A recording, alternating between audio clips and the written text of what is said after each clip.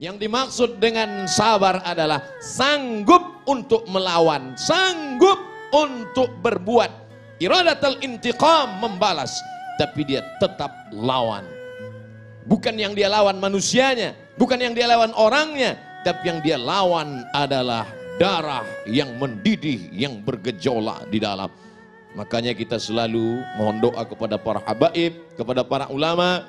Kalau ketika berjumpa, Habib, tolong saya supaya termasuk orang-orang yang sabar, karena balasan orang yang sabar adalah mendapatkan balasan tak terhitung jumlahnya. A'dadtu li'ibadiyas salihin, aku siapkan untuk hambaku yang soleh. Apa yang disiapkan Allah?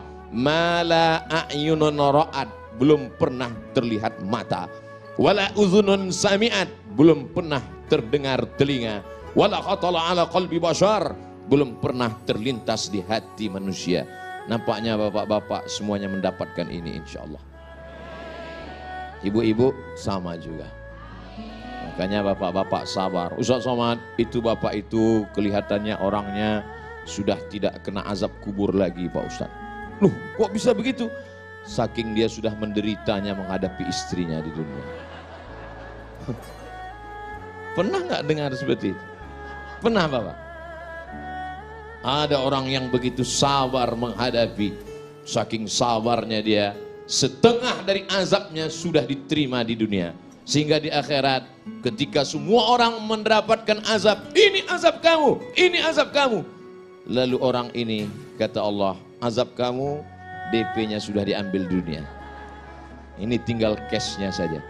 Sedangkan kita semua tidak mau mendapatkan azab sama sekali. Maka doa kita, Rabbana atina fid dunya hasanah wa fil akhirati hasanah wa qina adzabannar.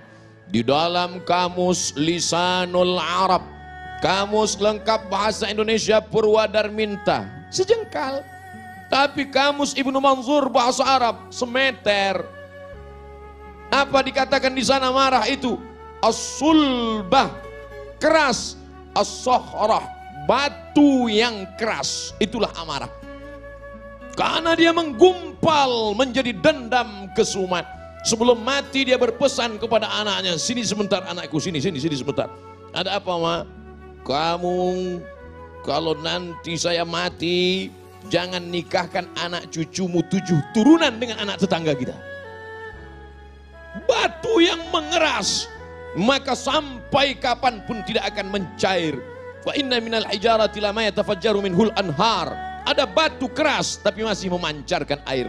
Wa inna min halama yahbitu min khasyatillah. Ada batu keras tapi hancur berkeping di atas bukit Tursina karena takut kepada Allah. Tapi kalau sudah hati mengeras menjadi batu, maka apapun tidak akan keluar. Oleh sebab itu maka kita selalu meminta kepada Allah, Allahumma ja'al fi qalbi nura, jadikan di hatiku cahaya, wa fi sam'i nura, di telingaku cahaya, wa fi basari nura, di mataku cahaya. Semuanya berawal dari darah yang bergetar menggelora di dalam jantung.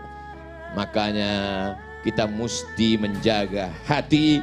Kata Nabi SAW, ala fil jasadi mudghah, ketahuilah di dalam jasad, dalam badanmu ini ada segumpal, sekepal, segenggam. Abdul Somad jantungnya sebesar kepalannya. Kalau tidak percaya, ambil ronsen. Jantung pisang, sebesar apa genggaman kepalan tangan, sebesar itulah jantung kita. Bapak ibu yang kebetulan gemuk, besar tangan. Abdul Somad yang kebetulan kurus, kecil. Orang gemuk itu sebenarnya adalah orang kurus yang hatinya selalu tersakiti.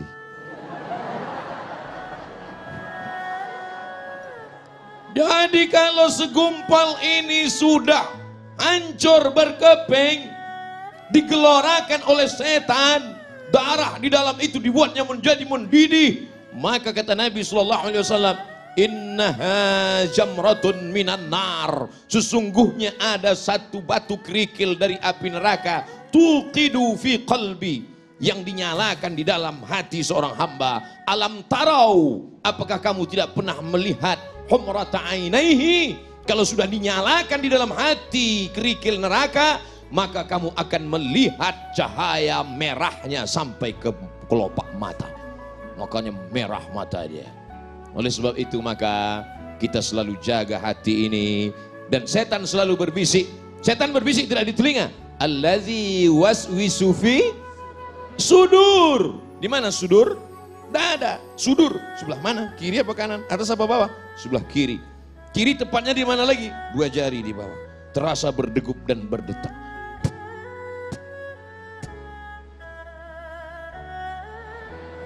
Kalau mikrofon yang mahal biasanya kedengaran. Iya. Oleh sebab itu maka ini harus kita jaga senantiasa. Dengan apa menjaganya? Ala bizikrillah. Dengan banyak-banyak berzikir mengingat Allah, tatmainnul qulub. Yang bergojak tadi, yang menyala tadi, yang mendidih tadi, kalau kita mau tenangkan, bagaimana cara menenangkannya? Zikir. Kalau ada yang terkena musibah, meninggal anaknya, terbakar rumahnya, apakah dia marah kepada Allah? Tidak, dia sabar. Kalau ada di antara ibu yang suaminya dilarikan orang, tetap disitulah baru kelihatan bahwa yang namanya marah itu bukan dihilangkan dari diri manusia, tapi tempatkanlah marah pada tempatnya. Apa itu Ustaz ceramah kok marah-marah? Itu bukan pewaris Nabi. Nabi itu nggak pernah marah. Coba lihat, ketika Nabi dilempar pakai batu, basah tapak kakinya kena darah, terompak kayu sendalnya habis berdarah. Marahkah Nabi? Tidak. Datang malakul jibal, malaikat jibal, bukit segala bukit. Hai Muhammad sallallahu alaihi wasallam, tunjukkan padaku mana bukit yang paling besar di atas muka bumi ini. Akan aku timpakan ke atas negeri Taif, rata mereka semua dengan tanah. Sebelum kita dengar jawaban Nabi SAW, andai yang datang itu malaikat kepada Abdul Somad. Hai Abdul Somad, tunjukkan mana. Belum lagi selesai malaikat langsung saya potong ngomongnya. Itu Gunung Bromo, itu Gunung Kidul, itu Gunung Merapi. Ratakan mereka dengan tanah, jangan sisakan satu pun. Itu makanya tidak ada nabi bernama Nabi Abdul Somad, karena tidak lulus fit and proper test. Apa kata bumi? Wahai Muhammad sallallahu alaihi wasallam, kalau sampai darahmu menetes kena ke bumi, aku telan penduduk Taif itu rata sama rumah-rumahnya, aku telan. Apa yang dilakukan Nabi SAW? Nabi menyapu, mengusap supaya darah tidak menetes ke bawah. Andai malaikat berkata, bumi berkata, tanah berkata kepada Abdul Somad, Abdul Somad, andai menetes darahmu ke tanah, langsung saya gesekkan ke tanahmu. Tapi Nabi Muhammad SAW, adakah dia marah? Tidak. Adakah darahnya sempat menetes ke tanah? Tidak. Apa doanya? Asallah an yukhrij min aslabihim man ya'budullaha wa la yusyrika bihi syai'a. Ya Allah, keluarkan dari tulang sulbi mereka anak cucu yang akan mentauhidkan engkau, tidak mensyirikkan engkau. Bumi yang melempari Nabi itu sekarang 100% menjadi negeri Islam. Itulah dia negeri Taif, 91 km dari kota Makkah Al-Mukarramah. Pergilah bersama rombongan umroh kalau iklan. Artinya apa? Perjalanan hidup ini ada kalanya Nabi tidak pernah marah. Ketika pada perang Uhud, sahabat mengelilingi baginda Nabi Muhammad sallallahu alaihi wasallam. Satu sahabat meminta, ya Rasulullah, berdoalah, mintalah kepada Allah. Setiap nabi ada doa mustajab. Mohonlah kepada Allah supaya kalau engkau berdoa kepada Allah, maka seluruh orang kafir Quraisy ini akan mati sebagaimana dulu Allah menimpakan azab kepada umat Nabi Musa, umat Nabi Isa, umat Nabi Ibrahim. Apakah Nabi memanjatkan doanya? Tidak. Apa kata Nabi? Aku simpan doa mustajab itu syafaatan li ummati yaumal qiyamah, untuk syafaatku, untuk umatku sebagai syafaat nanti di akhir zaman. 1441 tahun yang lalu dia sudah memikirkan kita. Dia tidak marah, dia tidak pernah mengamuk, dia tidak pernah berteriak. Kenapa Abdul Somad kalau ceramah teriak-teriak? Karena Abdul Somad ceramah jam ini suasana genting. Habis makan siang, urat perut tegang, urat mata kendur. Angin spoi-spoi. Jadi kalau saya ceramah, marilah kita sabar. Nabi nggak pernah marah. Makanya saya selalu kalau ceramah saya perhatikan. Mana yang kira-kira matanya 5 watt ke situ saya. Marilah kita. Supaya apa? Supaya kita pandai menempatkan kapan kita bersuara lembut dan kapan kita bersuara keras. Bukan berarti orang suaranya keras itu hatinya keras. Selembut sutra. Smooth as silk. Lembut seperti sutra. Kalau kau tak percaya, belalah dadaku. Kan kau dapati lafaz Allah di sana. Saudaraku yang dimuliakan Allah Subhanahu wa taala, itu tuh Nabi nggak pernah marah. Nabi nggak pernah ngamuk. Kenapa kamu marah? Kenapa kamu ngamuk? Kamu kenapa nggak meriwayatkan hadis Nabi yang sedang marah? 1 bulan Nabi berdoa, Allahumma al'an bani Ra'il, Allahumma al'an bani Zakwan, Allahumma al'an Usayyah, laknat bani Ra'il, laknat Usayyah, laknat Zakwan. Kenapa? Karena mereka membunuh 70 da'i yang dikirim oleh Rasulullah sallallahu alaihi wasallam. Kunut subuh, kunut zuhur, kunut asar, kunut Jumat. Laknat, laknat, laknat. Qanata Rasulullah SAW syahran, thumma tarakahu.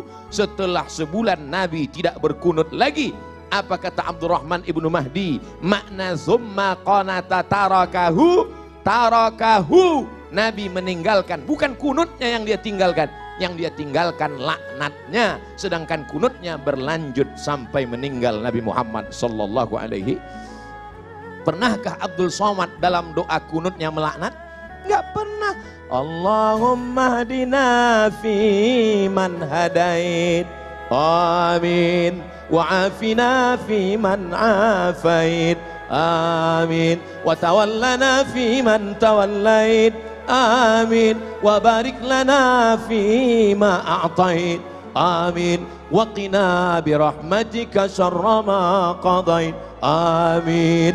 Sisanya pujian kepada Allah. Fa innaka taqdi wa la yaqda 'alaik wa innahu la yadhillu man walait wa la ya'izzu man 'adait tabarakta rabbana wa ta'ala falakal hamdu 'ala ma qadait nastaghfiruka wa natubu ilaik. Bagi yang hafal, yang enggak hafal gerak-gerak kena yang mulut.